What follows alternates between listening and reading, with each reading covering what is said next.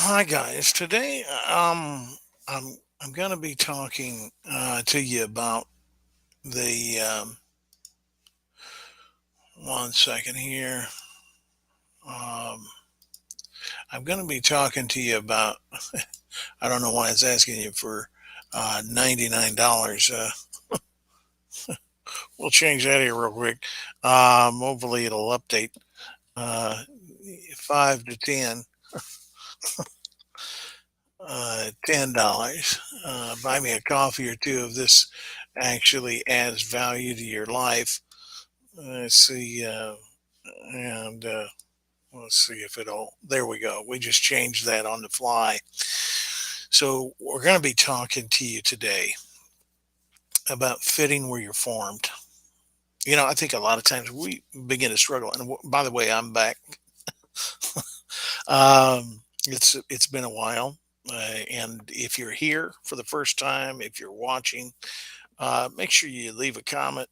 Make sure you click the link that's right above there. Use your QR code, scan it with your phone, take a picture, take a screenshot, and then come back and scan that code with your phone. It's a way to support us, but if I'm adding value to your life, that's all I ask. Okay, fitting where we're formed. I think, wow, I heard this the other day, and I just really we've got to do things that we're fitted for. David, the king, years ago, thousands of years ago, King David, before he was king, he came out to a giant, and that giant was taunting the armies of Israel. And that giant was like, "Is there nobody amongst you that can do anything?" And then King David came up to the lad, and or the lad went up to the king Saul and said, "Who is this uncircumcised Philistine that he would defy the armies of God?" This kid was bold.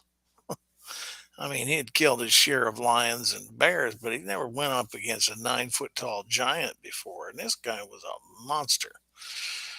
And King Saul said, "Before you go out, I want you to put my armor on you." Well, David was not a soldier, he didn't carry this stuff. And I think sometimes we're trying to put things on that we're not meant to be. It's not who we are. You may never be a millionaire. You need to accept that fact. But you don't have to be a millionaire to live like one. You you may never be there, and you need to accept that. Now, if you have a why that's big enough, the how doesn't matter. But you got to do things that you're fitted for. That's the truth. What are you fitted for? I had to get out of a company that I wasn't fitted for. Hmm. There's not a lot of people that are going to tell you the authentic truth like I will. Uh, and we've got to do what's we're fitted for. And my fit is motivating, encouraging, and bringing information that causes transformation and kicking people in their assets so things don't become a liability. It's not doing this, and this, and this, and this, and this, and this, and this, and this, and trying to fit everybody, trying to sell everything so I can just make a buck. That's not what I'm fitted for. And when you find out what you're fitted for, and you start moving in your gifts and in your purpose, in your plan, and doing those things that you were called to do, I think discouragement goes away. But David put on this armor. He put on the whole coat. It weighed him down. He was like, "I can't do this. This weighs too much." And he threw off all this armor. And you and I are thinking, "Oh my gosh, he's going to go out and face a." This guy's spear weighed like 200 pounds, guys. So this is the type of guy he was going up against. And David had a sling, and he went and collected 5 smooth stones. And he said, "I'm going to feed your head to the birds." And he swung that little sling, and he had no armor on. He had nothing because he wasn't fitted for it. What are you fitted to do today? What are you what are you fitted for? Not not what you want. Oh, it would be nice. See, a lot of people, they see Tony Robbins, they see Les Brown, they see Zig Ziglar, they've seen these gem roans, and they've watched the motivational speakers, and they've read a book, and or they saw a cover of a book, and they say, "Oh, that would be nice," but they're not fitted for it. They don't even know their value. Jim Rohn used to say all the time, "We do not get paid for what we want or what we're worth, but we get paid for the value that we bring to the marketplace." Increase your value to the marketplace. How valuable are you to the marketplace?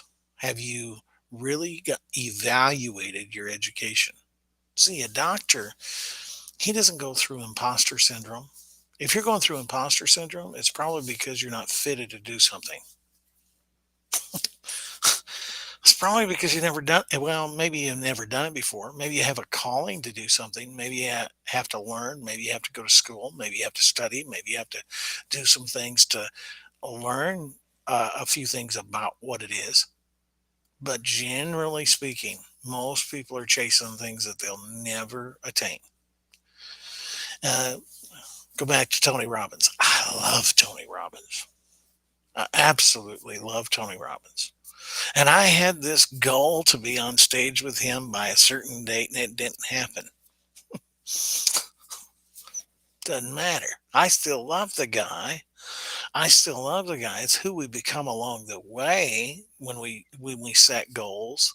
But you can't get discouraged if you don't reach them. It's who I became along the way. I had to learn a lot about me and a lot about myself and who I am and what I do and everything like that. So you really just have to um, step into your purpose and do what you're fitted for. Couldn't be clearer. So many of us don't do what we're fitted for. We're oh, we so much try to do things that just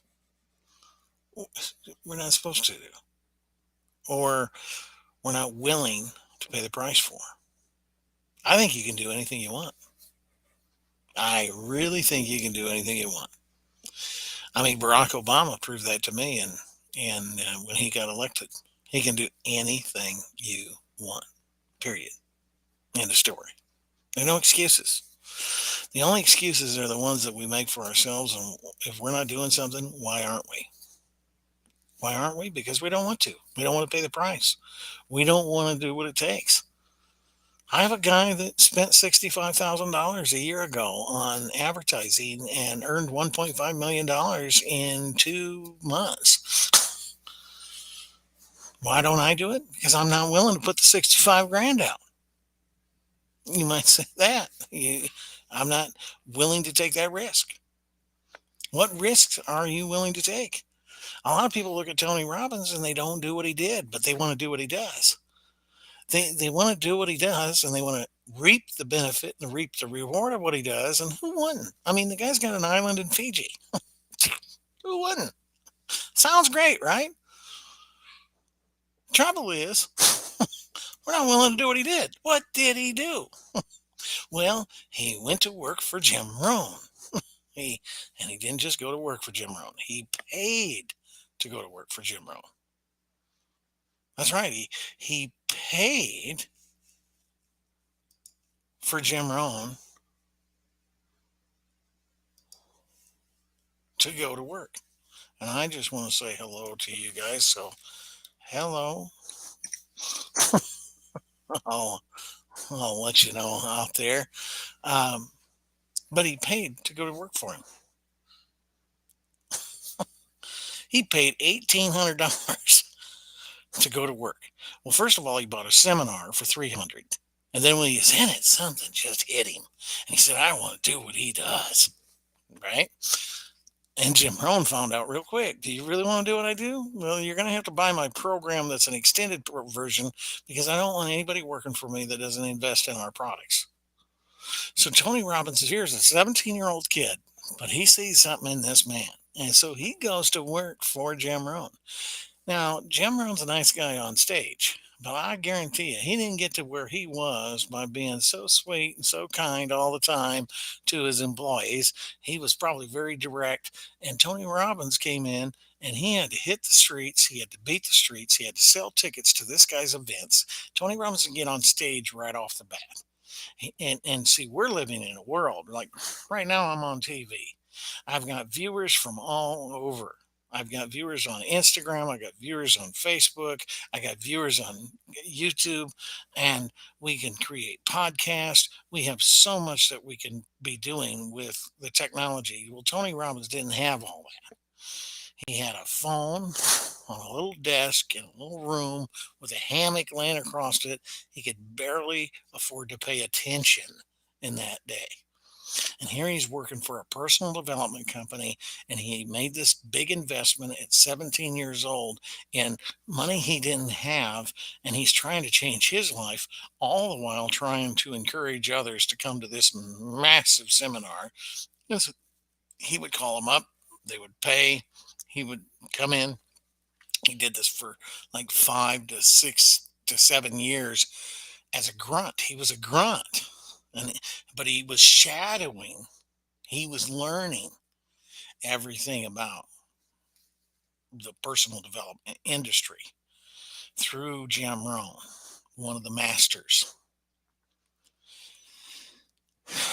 And then they said, "You're ready, Tony. We believe you're ready. You're ready to step into your greatness now. You have graduated." Tony's so excited. He's going to get to do his own Jim Rohn seminar, and they're going to promote it, right? Wrong. Tony Robbins had to pay to promote his own seminar.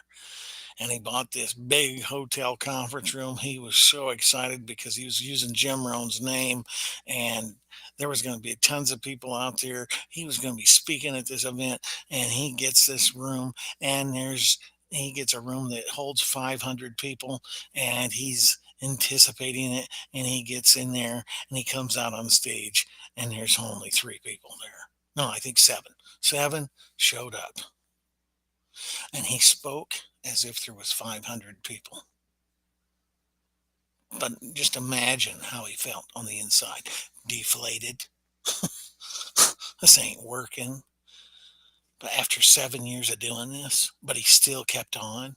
And after 60 plus, yeah, after 50, nearly 50 years of doing it, he finally has an island in Fiji, and he has a brand like nobody's business because he paid the price years ago. And just because you're not where you are where you want to be does not mean you're not where you're supposed to be. And stop feeling like you can't achieve anything but because you're paying dues right now.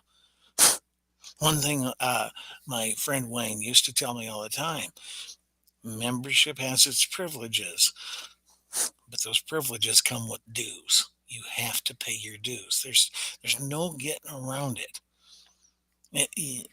You must be willing to pay the price, and you will pay the price one way or another. You will pay the price one way or another. There can't be any shortcuts. So you must do what you are fitted for. You cannot wear anybody else's garments. You cannot say, "I'm not where Tony Robbins is." You will never be where he is. You have to accept it because you are not willing to do what he did. I talk to so many people that want to be a coach but don't have one. I talk to so many people that want people to buy their books but they don't buy any other books. If you come to my house and come into my library, you're going to see a library that looks very disheveled. You're going to see boxes and boxes of books that can't fit on the shelf. And I know I haven't got to them yet, but I invest heavily in books tapes, CDs.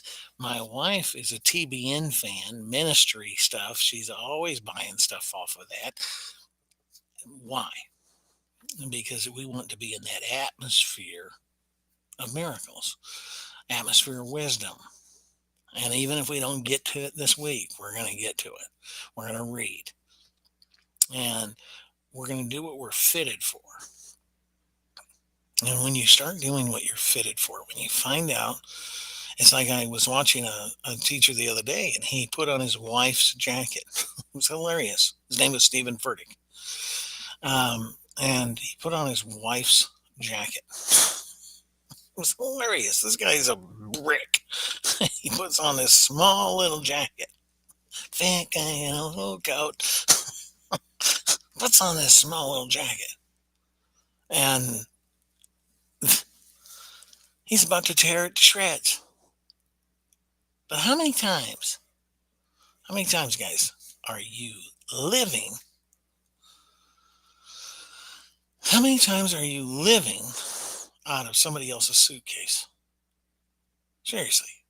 How many times are we living out of somebody else's suitcase? Well, I want to say thanks for being here, guys. I really appreciate you.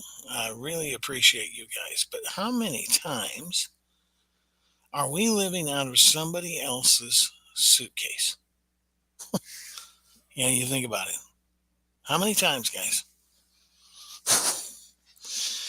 I've traveled a lot. In fact, before 2020, I did a lot of it. I haven't done so much of it since then, but I have done a lot of my share of travel. And there was one time that I went to the carousel. I kid you not. And I grabbed my bag. At least what I thought it was, my bag.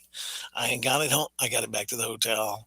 And sometimes I don't even look through the bag when I get to the hotel. I just put it in there, kind of sit down on the bed a little bit, get some ice, and then I come back. And I came back later that night, and I opened up this suitcase, and it's some lady's clothes.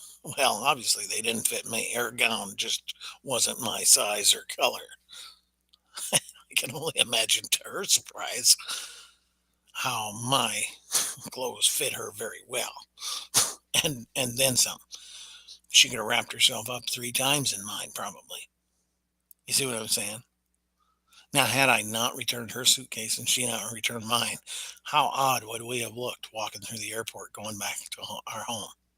How odd would she have looked in my swimming suit and me in her two-piece? You see my point? We cannot keep living out of somebody else's suitcase. And I think we end up doing that. My name's Jonathan. Thank you. Have a great day.